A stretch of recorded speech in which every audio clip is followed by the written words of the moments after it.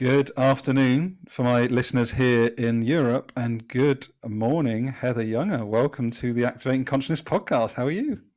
I'm doing great. Thank you. It's a Friday here and it's a morning with a little bit of snow, but it's good. I'm at home. Oh, well, look, you're one of my I feel so privileged. I think I've had you on with me having conversations now. I think it's our third time. And I don't think anybody else has done that. So I'm almost like in proper, like, oh my God, this is such a special moment, Heather. I love it. Well, I always love spending time with you, Gary. So yeah, you can invite me back. I'll ask to come back just to be able to talk to you. Well, thank you so much. But look, for anyone that might see this on video, you can see this amazing Caring Leadership cover, and that is Heather Younger's latest book. And that's really what I wanted to explore with you today, because I think Caring Leadership in 2021, I think every one of us would agree we need more of that. But I think today what I'd love to do is actually explore what was the kernel, like where did this book emerge from? Because you've written other books before, Heather. So I'm just wondering where's your inspiration for this book as we get going today? Well, it's actually funny. The first book is the 7 Intuitive Laws of Employee Loyalty. And the first chapter was the biggest, and it was about giving them great supportive managers. So now this book is The Art of Caring Leadership, and it's kind of a drill down and to put more meat around what to support. What is this idea of like kindness? What does this all mean? And so I was trying to give a definition with clear behaviors and what people can actually practice every day to make this thing called care actually come to life. And so then, so that's that. But then like the true inspiration is just, I'm gonna say this in the nicest way I can, and maybe not. Really, it's the idiots in the world, the leaders who just don't get it. And they haven't gotten it either in my space or like with me personally, or they haven't gotten it with other employees that are around me. And so over the years, people would always come to me at work. I've been leading teams, but people outside of my team would come in and be, questioning what's happening with this leader and that leader, and why aren't they communicating? We'd be going through mergers and reorgs, and people would just be like, ugh. And there was just so much pain, and nobody was paying attention. And I was the one paying attention, and I was just taking it on a lot. And I got to a point at one place, I was working at a company that was doing a merger of 5 companies, and I was leading customer experience at the time, not HR, not as leading customer experience. And I was looking around and I was like, there's so much mistrust. People are coming to me and I don't even know I feel really kind of helpless. And I was starting to feel myself dragged down as a result. So I went to the head of HR at the office that I was working at and said, listen, we have got to do something. There's so much mistrust. The culture is going downhill. We have to focus on this. And she said, you're right. You should go do something about that. I was like, okay, I don't know if I lead customer experience. Anyway, it made sense though, because up to that point, I really was kind of like a culture ambassador. So I would always be lifting people up and recognizing different people on teams for doing all these things. And people always wondered, how do you have so much time to recognize people? And that is who I am. It's part of my like fiber, right? I have to do that. So anyway, I created this employee engagement council, bringing together as many of the people in the other companies on it. And then we would talk about how could we break down barriers? How could we build up trust? How could we let people, we understood that we needed people to meet other people so that they could see they didn't have to be afraid, or that they could know each other. So we did that. And over a period of about 6 months, there were I felt like the trust did start to build up, and we did a lot of fun things like scavenger hunts, and where people had to hunt out each other and learn more about one another. And then the layoff, there was a layoff that took place as a result of the merger, because they just hired too many expensive people and the product wasn't rolling out fast enough. It was a tech company. So I was one of those, like probably 150 people in the first round that got laid off. But it was just right then, like that was a big catalyst for me to realize that someone needed to be the voice of the people driving the business forward. And I'd already been that over the years with customers and employees. And it was somebody needed to do it, and I just felt like it was me. And so that's where the first company was a Customer Fanatics, and we changed the name to Employee Fanatics, and that's where it all took place. So then from there, like my entire focus, all the work I did was around this idea of how do we first like create more engagement, more loyalty. And as I started to dig deeper between the first book and everything else, all the work I've done, I started to realize that it's all about leaders. It's all about people that hold authority. So there you go. Thank you very much for sharing. And I really love how it's almost like and please sort of add or build on this, it feels like this book is almost like an embodiment of what you've learnt from the first book and your own journey and the journey with the podcast and the work that you do. So it's almost like you've gone deeper with this second book as you've gone deeper within yourself and your experience. Would that be a fair sort of It comment? is fair. It is fair. And I'm already like planning the third book, which will probably be coming out next year or the year after, because we and my publisher and I have been talking about it. And interestingly enough, it's gone even more narrow. So like you're exactly right. You pinpointed it. It's like this learning journey for me where I'm like, aha. And then I get to now I'm at this point and I'm like, aha again. So now and the interesting thing about it is it ends up being one chapter in this book will be the very next book I do. Isn't that funny? How like it just keeps getting more and more narrow. It's like, so now I'm curious to know after I do that, like, what is the other sliver that'll come from that? Because it's got slivers of, the work that we do at Employee FedEx really is about helping organizations land on crystal clear clarity about what their employees need. So it's like this pinpoint, like right on the top of a pin. These are the things instead of like, it's everything. So even my first book was like, these things, and this book is still more like it's this thing, these things, right? But in the end, it's like, what are the three? Let's narrow it down to 3 behaviors that produce this specific result. And when you do that, number one, it's helpful because otherwise you can't have 25 initiatives in an organization. You need to focus on 3 to 5. So I'm really good at trying to help them really focus on that. So I'm doing this through my own just personal evolution. It's just crazy how enlightening it is. That's amazing. So as we get into the book, so I've of course read it, as you know. It's absolutely, it warmed my heart, to be honest, because you've really sort of, I know it's a bit of a cliche word, but you've really helped operationalize humanity. Like, and I know it sounds a really weird thing because we're innately human, but we've not really been that way in the workplace for so long. So I really love how you've really given actionable insight for people to practice, to step into their humanity in the workplace. So I'd love you to give our listeners today a bit more of a lowdown. Like, what have you focused on? What makes up the art of caring leadership? Maybe take us through some of the chapters, or even the whole sort of layout would be great today, Heather.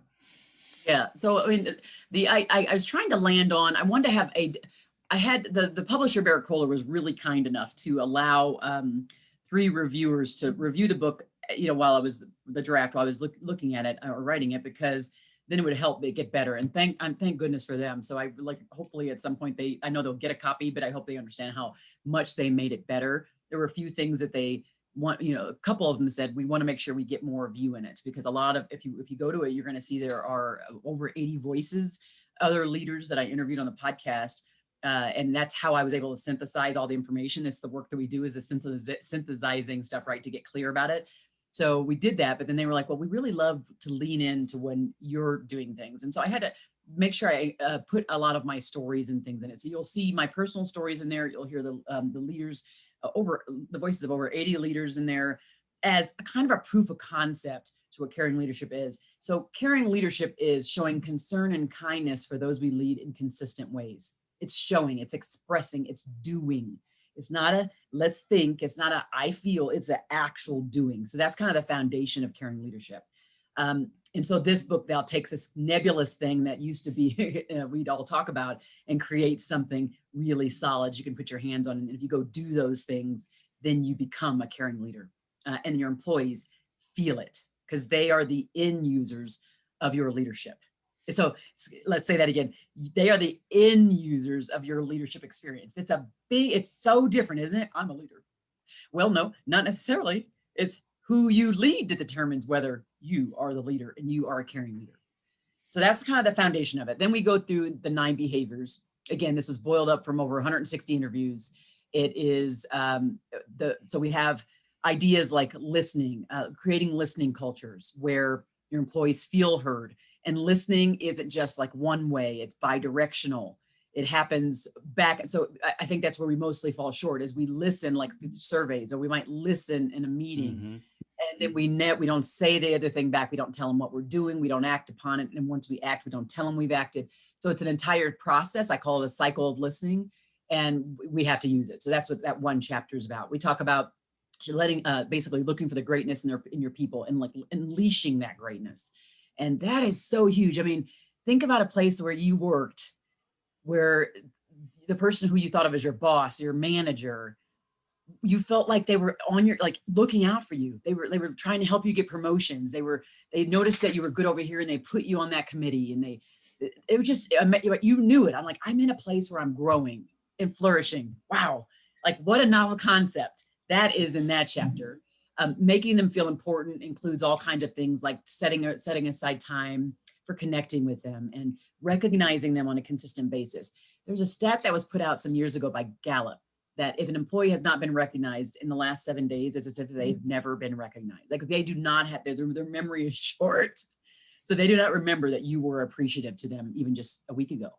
So, maybe a week ago, but not 2 weeks ago. So if you can be consistent, and I talk about in my first book, this idea of crowdsourcing recognition for employees. And that is not just the manager has to do it, but kind of you set up other ways where customers can do it and coworkers can do it. And this might be at an organizational level, at a team level. What can you do to create those dopamine boosts that are created when they actually receive recognition? Because those are the things they remember, and it makes them want to stay. I'm like scratching my neck. I have some kind of allergic reaction going on here. I'm like itchy. I feel like I'm a dog. Is it my dog? I have that impact, Heather. I have that impact. So I'm like, yeah. So you can ask. I know you know more about the book, so like, I'll also ask me questions more about certain chapters. If there's leading the whole person, there's safe spaces. But ask me some stuff now. Yeah. Well, did you know something? The thing that I'd like to question actually and get your thoughts on is what came up for me as I went through the book personally is there's an awful lot rightly of conversation around diversity, equity, inclusion, belonging right now. And one of the things I took away reading the book was actually, if we could create more caring leaders in the workplace, you will get all of that anyway. And I wondered that I got that really strong sense reading through the book, like it was, there's inclusion, there's belonging, there's diversity. Like it's almost as if we can get, by following the tenets that you espouse in the book, we will get improved diversity, equity, and belonging as a result. And I wondered if that was part of the design, or was that something that you was conscious of? That's just my takeaway. No, here's, it's about being a good human. And so if we are good humans, right? If we stand in our shoes and say, I'm going to do the right thing, I'm going to leave the person in front of me feeling cared for, feeling like I've seen them, like I've heard them, it's so foundational. The stuff I talk about, people say, well, you seem kind of basic. Well, it is basic. It's basic, but you have to basically do it. Right? I mean, you can think it and think it sounds basic, but go do it and do it consistently. So you're right. All the things in there, you're right. There are so many elements. So I've got this dog who wants to leave out here. So I'm going to, here you go. Outie, outie. Pandemic life. Here's a podcast that's at home with dogs around. Okay. Oh, I have to tell you a story about that offline if we could remind me of that. But anyway, so yeah, I think that the key here is that everything I write about, there's not one thing I think I write about that's rocket science.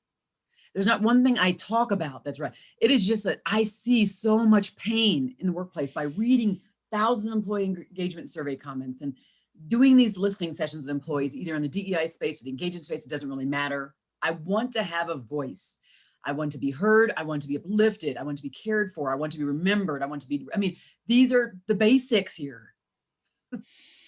It's now what I do want to come to, because I think what you're speaking to so powerfully for me is it might be the basics, but it's not necessarily what we've been taught, or it's not been what's valued as you go through the education system or into the world of work. So I love the first chapter, Heather, which is all about self-leadership. And I think that's what we're speaking to here actually is, do we know ourselves? Do we like ourselves? And how does that manifest when we're leading others in our care? So I'd love for you to speak a bit more about that self-leadership, because I think that's quite a significant part of the book, isn't it? It really is. It's, as I said earlier, it's kind of this idea of when I think about the first book and it was Give Them Good Supportive Managers, I go into this, then I've noticed that a lot of my speaking business has to circle around this idea of choice and how we show up in our shoes and how we make others feel in that space. And it has so much to do with how we lead ourselves. And we can't show up as our best selves if we aren't exercising self-care in the form of, it could be massages and working out and sleeping well, eating well, drinking lots of water, making sure we're compassionate towards ourselves, right? But there's all these other concepts of being authentic And we hear this a lot, authentic, we hear congruent, and that's something we don't necessarily hear that in the leadership space, but it's the congruency is the thing that we value most and we say we represent. Do we actually represent that in the world? So that means that if I show up one way and I say I value this thing, is that opposite or is that in line with what it is I say I value? And that's real deep thinking, I know, but that we have to consider that. And so sometimes we're in roles, we're in jobs or working for people, whatever it is, and we know it. We feel in our gut when we're being incongruent. We just feel it. And so I think the key is just is thinking that through. We have that. We've got authenticity. We have congruency. We have being intentional, really intentional. And I think that is, to be honest, everything I talk about is intentionality. Like if I had to boil it down to a kernel, it would be about being intentional. And it's because this is not if we can't be caring leaders by accident. Right? We arrive at that place because we have gone like this. Here's a great example. This is on the self-care side, but it really is, it's a great example. Think about when you work out. So today, I try to be, okay, I work out, I get up in the morning. Today I didn't do it, but I get up in the morning and I have like a little bit of an egg bite because it's protein before I work out. Then I go work out. Then what I normally do is I either come upstairs and either do a protein shake or I have like 2 eggs with whole grain toast. Okay. Then about 3 hours later, I have a handful of unsalted seeds. Then about 2 hours. Okay. So this sounds like, well, boy, that's like a lot of food, or boy, that's a lot of steps. I am being intentional about getting the results that I want. And this is of course physical and it's internal too, right? So it's like what I look like, but it's also what I feel like. I have my water, I'm constantly refilling it. It's the same thing in every part of our lives. I know we can't be intentional or be perfect, and this is not what it's about. It's about constant journey of getting better every day in all the spaces of our lives and how we reveal ourselves to people and how we reveal ourselves to ourselves. And so, so that's really where the self-leadership is at, because we can't give, we don't have. We can't move past and start talking about recognition and listening and all that if we don't listen to ourselves, if we don't give our own selves compassion, right? And again, not rocket science stuff, but I guarantee you, the ones who are the least effective in even moving towards this caring leadership journey, it's because they never really take the time to harness all the things and be intentional about what they have to do for themselves. So yeah, and that of course, as you know about myself, that was me 5 years ago, like innocently, very innocently. I didn't think about other people as much as I thought about myself. I didn't have the self-awareness. I didn't go inside to make sure that I'm being a good human being because I took it for granted. I thought, of course, I'm being a good human being. I'm striving for money. I'm striving for success. It doesn't matter what happens as collateral damage as long as I'm moving towards that direction. So I think it's a really innocent, it's a really simple thing. It's an obvious thing, yet it's not something I don't think people, back to this podcast, are particularly as conscious of as they could be. And I think there's a really close parallel, Heather. I love your thoughts on it, between being conscious and in being intentional. I think there's a really close parallel. I've not thought about it till you just spoke, actually. Yes, it is because built into this idea of intentionality is this idea of self-awareness. This is where the consciousness comes from. So if we are self-aware of where we are in our shoes, how we feel internally about just ourselves, we're aware of our weaknesses, we're aware of our biases, going back to the DI space, our strengths, we have that high level, we've practiced self-awareness. Then we can then flow into the empathy side, becoming more inspirational and things. And so that's why a lot of the things that in the academy that I have as it relates to the book, it focuses so much around emotional intelligence. Because yes, we can be cognitively aware of what's happening around us, but are we emotionally aware so that we're connected to us and to others at a deep level? And I remember doing an interview with Muhammad, and I was talking to him about, I cannot remember Muhammad's last name. I love Muhammad, but I cannot remember his last name.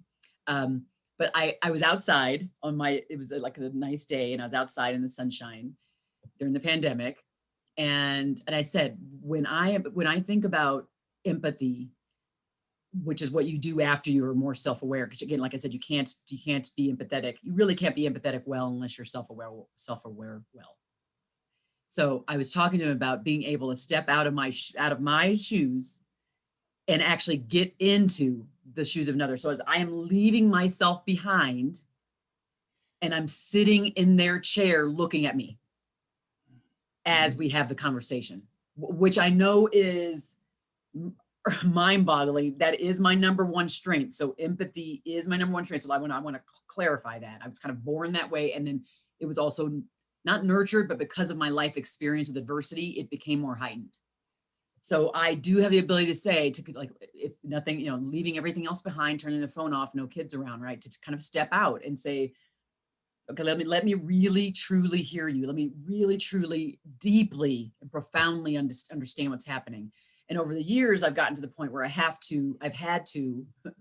a maturity. I'll be 50 this year. There's a maturity about this that I dig deep to not get so emotional, because I would get so tied up, because I am an empath. I would get so tied up in all of the, like, someone was really pissed at their manager. I'd be like, and I'd be like, yeah, you're right. Or someone was really upset about something, and I'd just be like I'd be like virtually in tears. So I had to get to the point where I was more mature about how I could respond in that empathetic role. But so now it's the ability to get into it and more, it sounds weird to be objective inside of the empathetic space, but so if people could get closer to that, because I get that not everybody's going to be there.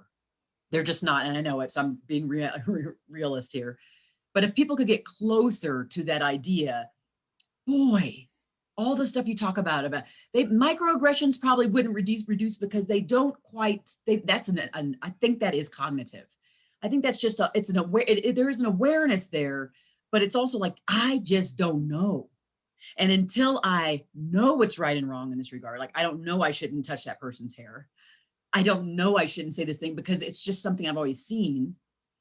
The self-awareness part would come in and the empathy part would come in. And are you watching the person's body language when you say that thing or when you do that thing? So it's a combination. It does go into cognitive too, but yeah, so those are all of it. We can go so deep with this because it is so complex. This space is so ultra complex. So even though I say it's simple, when you get down to it and you're at the human level, we have so much in us. And if you're a manager, a boss, someone who likes to lead people, right? Or a person who thinks they're a leader who doesn't have a title at all, which is all good and it's all inclusive in this book, then it's worth your time to go deeper, to go much, much deeper. I think this is brilliant. Like how many people listening to us, I'm sure everyone's heard the statistic from Gallup, which still gets spoken a lot about, 1 in 3 being fully engaged, a very simple global metric that everybody understands. I am very, very sure that what you're offering, this playbook for caring leadership, can unlock that other 67 cents in the dollar that isn't being accessed right now. And that's been for over a decade, Heather. I'm very, very sure that caring leadership is part of the toolbox to unlock that extra value. Because I'm thinking as well, devil's advocate, for those that might be curious but are quite scared right now as they listen to us, going, I've never felt my emotions before. I've never had to be vulnerable. I've never had to listen deeply. So I'm playing a bit of devil's advocate, that if you're listening to us, we empathize with you. Like, it might be a really new space for you, but the value, monetary and human, that you can get from stepping into caring leadership, I believe, is exponential. I genuinely do, Heather. I appreciate that. I do feel deep down. I really do. It's like almost like a journey. Part of my backstory is that I was an outsider or a black sheep in my family when I was younger, because my mom is white and Jewish, my dad is black and Christian, and my mom's family really just hid me. Let's just put it that way. So I didn't get to go to any public family gatherings. I was really never taken to the family. And that was one kind of slice of what was happening. I won't really talk about the other stuff, but I had a lot of adversity, let's just say, in my life. And as I was going through that, feeling like I wasn't being heard, feeling like I wasn't really important, like I wasn't valued, like, I don't belong, I'm not included, like all those things, right?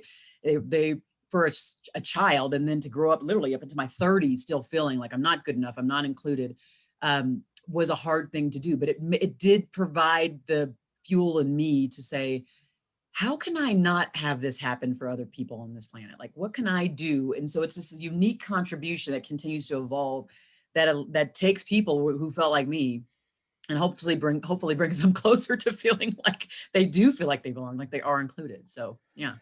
That's lovely. And what came up for me as you just described that was, I don't think, and I'm sure I'm stealing this from somebody else, but you just spoke to it brilliantly. How can you create an environment for others to belong and to be their best and to thrive if you don't feel that in yourself? If you don't belong to yourself and know who you are, know what you value, know who you care, why you care, or why should you care, how can you create an environment for other people? It's really an inside job first, I think, which is why your self-leadership chapter is so critical for me. Yeah, it really is. Well, it actually, as you say that too, it's like, as I talk about, like in that TED talk, I talk about how the adversity was the thing that moved me forward. And every person I talk to, I mean, I've been interviewing people on my show lately who have had these like crazy backgrounds that are just even more extreme than mine could even be. And every time they're like, I am so thankful for that abuse. I am so thankful that that I was removed from my home as a child. Like all these things, like I'm thankful not from the sense of like the event that happened, but thankful for what it has done for me and how I've turned into the human that I'm proud to be. So that for me, and I think these people I talk to, I notice that their level of congruence is very high because they value certain things. Their values are felt more strongly because they had such kind of extreme childhoods. And so this is thing that, again, this is an enlightenment I'm sharing with you all as I've lived it and evolved it. And I'm now watching other people who are also living it. And then I'm like reporting it out to the world in a way that's like, don't run away from the challenges, the change, the obstacles that are in front of you. Don't run away from them, because those are the things that actually prepare you to be that better person later on. And that's the reason why the Art of Caring Leadership is alive right now, because there's a story I share in the beginning of it. I won't give it away because I think that very first story about kind of the initial seed of caring leadership, and it's an important one. And so, but again, it all started from a place of not so chirpy birds and Snow White-ish stuff going on. Love that. As we look to start to wrap up, Heather, I'd love for you to share a bit about, because again, I'm very conscious that you've created this incredible work, so I really do invite everybody to go out and buy. I absolutely loved it. But we also want to reach, though, like, I believe you've written this, but for those that care already, but also for those that are really on the journey, like we all are, but maybe earlier in that journey. And I wonder if you want to speak a little bit about the community that you're creating to support those people on that journey. That might be an interesting thing to speak to, Heather. Yes, thank you. It's actually, I wanted to early on, I had this vision, like I want to have the book, but I don't want it to stop there, because I feel like the impact of the book alone will not change hearts and minds. So I was like, okay, I think what I'd like to do is I want to create an assessment. And the assessment is not going to be just some like fly by the night assessment where I just like create 5 questions and call it a day. I'm bringing in an expert who can validate this from a psychology background to make sure that these items align with the book's tenets and the behaviors, and then we can gauge. And so we created a caring leadership self-assessment where people can go in and take it. They'll get a report. The report will give you, the output of, here's what it means. Here's your overall score. Here are some ways you can move forward. On top of that, then they are able to join into a community, and it's a caring leadership community that we have. The community is one where obviously everybody's in there and we're posting things, but it's like everything is aligned with the 9 behaviors. So wherever you fall inside of that, with your assessment, you can choose to kind of engage more inside of that behavioral feed, let's say, in the community. And then inside the community, I handpicked a group of coaches. Gary is one of them, no surprise. People who I think embody the caring leadership behaviors. And maybe they don't embody every behavior in a big way, right? And none of us do. So voila, we're all works in progress. But they do embody them. And also I felt like they could really support overall, holistically, all the leaders who might come in. So they're there to support you as well and offer coaching services. And then based upon how your scores are, we also created a Caring Leadership Academy that we started off with 9 courses that align with each behavior. So the areas you're lowest in, you can go take a course in to kind of help fluff that up, right? To get it better a little by little. And we will add more and more to that academy. Again, thinking about ways that we can get, help you move forward in that caring leadership journey. And Gary's right, it is a journey. I'm on the journey. Gary's on the journey. We're all on the journey. None of it doesn't, by the way, the journey does not have a destination. So I'm just going to tell you that, like, it doesn't end. You will continue to go. But the idea is it's not about perfection. It's about getting better every day. It's moving closer and closer. It's seeing the feedback on your employee engagement surveys or any of your assessments, or even in a one-on-one where they're like, oh, that made me feel so good. And you'll say, oh, I changed that behavior, and that's what produced that positive emotion. And now like, I feel so good on this journey. And that's what it's all about. Yeah, it's lovely. And I'd just like to speak as well. As I read the book, I said, I'm so grateful that the Heather's entrusting in me to be part of her support group. But what I love so much about the book is that it's not a theoretical book. It's packed full of practical advice from leaders doing the work. And that seems to be a really conscious choice of yours for it not just to be an academic book, Heather. Yeah. Oh gosh. I have a Juris Doctor degree. I have a law degree. I do teach a course. I cannot say an academic. In fact, even in the course, I'm teaching organizational leadership, team effectiveness, and communication at this university here, and it's online. And people are always like, Professor Younger, Dr. Younger, and it just because it's the JD on it too. They think doctor. It drives me bonkers because I am not better than the next person. So I want it to be accessible, right? I want everything I do to be accessible to anybody who wants to be better every day. So beautiful. Heather, I just appreciate you for everything you bring into the world. Genuinely. How can people, like, where's the best place to go and reach the book, to contact you? Are there any sort of bonuses going on if sort of organizations want to buy bulk buys of the book? Just a bit of a lowdown on what's the best ways to reach you and get hold of the book right now. I would say if you go to theartofcaringleadership.com, that'll take you to the book site. That'll give you all the information about the bonuses. And if you want to check into the community and the assessment as well, you can go to caringleadership.co, and both of those will be good places to go. And if you go to either of those places, I mean, literally, if you just Google Heather Younger, the team has made sure I'm kind of everywhere, so you can find me anywhere. But I would say those two areas, as it relates to the book and the community, that'll put you right in the pipeline and get you right in that awesome supportive space where you can grow in a safe way and not feel kind of ridiculed for what it is, for whatever ideas or wherever you are on your journey right now. That's amazing. And when Heather joined me previously, she joined me on my first podcast, which was Value Through Vulnerability. So this is an in-the-moment conversation as well, Heather. And I'm going to throw a little curveball of vulnerability just to role model your book, Art of Caring Leadership. Give me one example, and the kind listeners, an example of maybe what challenged you or something that you learned about yourself going through the process of writing The Art of Caring Leadership. Is there anything that comes up in the moment for you? Well, for writing it, okay, I would say early on the pandemic, there were a couple months where probably everybody was afraid, but particularly people like me in this space where all of our stuff is professional services. So it's all about going to see the client, coaching, consulting, training, and everything stopped. So that my resilience muscle really had to try to kick in, and I was having a hard time in the beginning. I would say the first 2 to 3 weeks, I started freaking the heck out because it was like, oh my gosh, everything stopped. But then, as in Heather style, so I gave myself the chance to do it. I had to feel the human emotions, and I smacked myself a little bit and said, wait a second, I have this book to get to. I actually have a deadline for May something, I can't remember what the exact date is, to finish this manuscript. And then I just got to it and I started writing. So I flipped the switch in my mind, as I talk about, to say I have to look forward. I can't be stuck in this place, and I had something to look forward to. And so, but the area of vulnerability is that I was freaking the heck out. I'm not going to lie to you. This is what I love about Heather Younger. She role models the book, and you are incredibly congruent. And for that, I want to say thank you, Heather, for everything you've done, for bringing this work into the world. And thanks you so much as well for joining us today in this exploration. Do go to caringleadership.co, go to the Art of Caring Leadership to find the book. And let's see what we can all do to bring a bit more care, love, connection, and healing. You've used the word healing a lot today, Heather, and I think that's a key objective as well. Yeah. Thank you so much. Thanks very much, everyone. Take care. Bye-bye.